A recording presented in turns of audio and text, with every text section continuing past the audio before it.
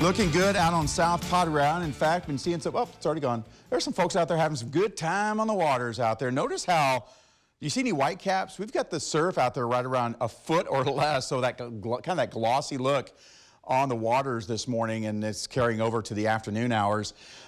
Temperatures are in the upper 80s to near 90 degrees, but throw in that humidity, and it feels like 93 Brownsville, 95 Harlingen, lower 90s out west. Those numbers will come up a little bit further today.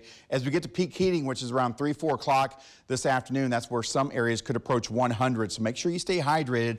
And as always, check that back seat. Lower 80s for highs on the coastal areas today. As you go westward, though, temperatures will slowly rise into the mid-90s. This is still a tad bit below normal for this time of year. We should be averaging right around 93 degrees, so just a little bit below that. And we're really not going to see the temperatures get out of control over the next 7 days.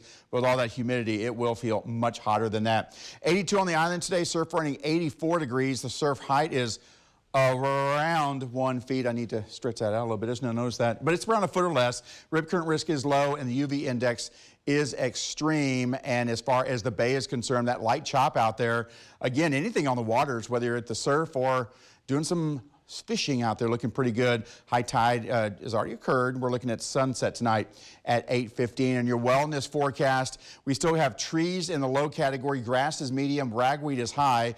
Air quality today is moderate. So if you're sensitive to particle pollution on the low end, that could cause you some problems. Then, of course, we showed you that UV index. You're going to need a lot of sunscreen. You might as well just slather it on. You're going to need that all weekend long. And the reason being is the lack of clouds around, along with the heat. High pressure is building all the way up into the central part of the country, and it's going to stick with us all the way into next week. So it's kind of a barrier, so to speak, with that omega block we were talking about a couple weeks ago, where you have all that warm air going across the middle of the country, and it's blocking systems from the west and the east from really moving around. And so you get a pretty tranquil, quiet weather pattern and some potentially very hot temperatures across the middle part of the country.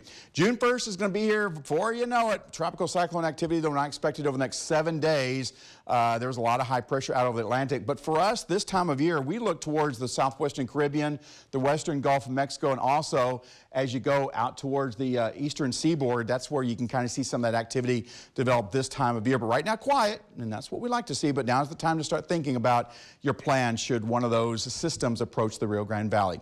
Your weekend outlook, though, it's a holiday weekend. Saturday, Sunday, Monday, a lot of folks are going to be off, having that long weekend. It's looking pretty good out there. Light winds, no rain in the forecast, 90 or so inland, lower 80s to mid 80s there along the coast, and those winds will be light all the way through the period, and looking pretty quiet all the way into Wednesday of next week. And it's going to go beyond that as well. Mostly sunny skies, and those conditions out there are just fantastic for a long weekend. And we'll show it one more time there.